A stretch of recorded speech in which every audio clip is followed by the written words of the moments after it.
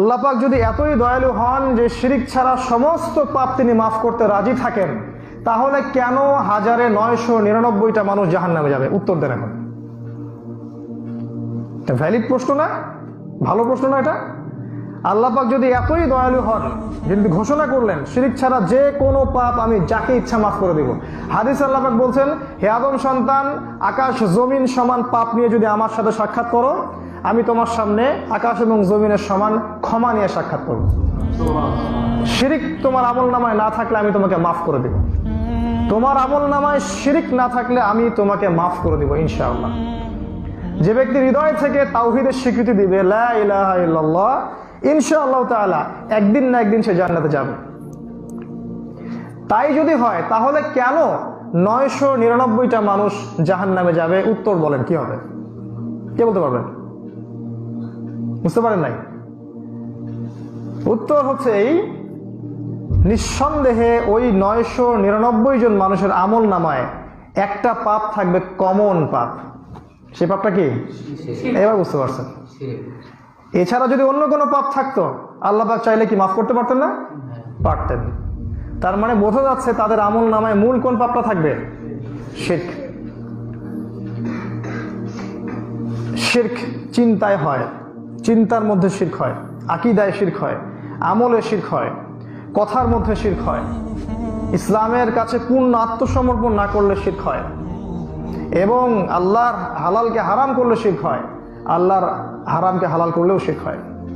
শিরক ব্যক্তি পর্যায়ে হয়, পরিবারে শিরক হয়, মসজিদের ভিতরেও শিরক হয়, মানুষকে দেখানোর জন্য নামাজ পড়লে এখানেও শিরক হয়, মাজারে শিরক হয়, নজর মান্যতে শিরক হয়, দোয়ার ক্ষেত্রে শিরক হতে পারে, তাবিজ কবজে শিরক হতে পারে, জাদু টোনায় শিরক হতে পারে।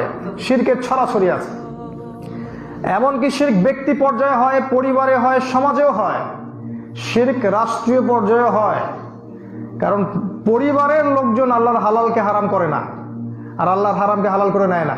রাষ্ট্র থেকে আল্লাহর হালালকে হারাম করে দেয়া হয় এবং আল্লাহ পাকের হারামকে হালাল করে দেয়া হয়। আমরা সতর্ক করব আপনাদেরকে প্রথমে আজকে, যে আমল নামায় যে পাপ আছে, শিরকের পাপ যেন কোনোদিনও আমল নামায় ঢুকাবেন না।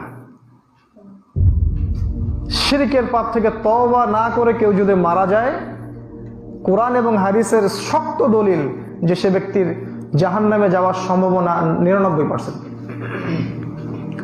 আমাদের নবী মুহাম্মদ সাল্লাল্লাহু আলাইহি ওয়াসাল্লামকে আল্লাহ পাক বলেছেন, লা ইন আশরাকতা, ইভেন তুমি যদি শিরক করো, হে নবী তুমি যদি শিরক করো, লা ইয়াহবাতান্না আমালুকা, তোমার আমলও আমি কিন্তু ধ্বংস করে দেব।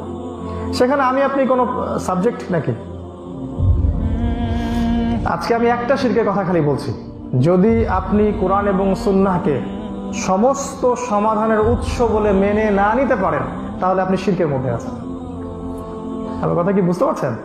কোরআন এবং সুন্নাহ সমস্ত বিষয়ের সমাধান, এই কনসেপ্ট যদি আপনার মাথায় পরিষ্কার না থাকে, আপনি আমল করতে পারেন আর না পারেন, প্রতিষ্ঠা করতে পারেন আর না পারেন, বিশ্বাসে যদি না থাকে যে কোরআন এবং সুন্নাহ প্রত্যেকটা বিষয়ের সমাধান, তাহলে আপনি মুশরিক।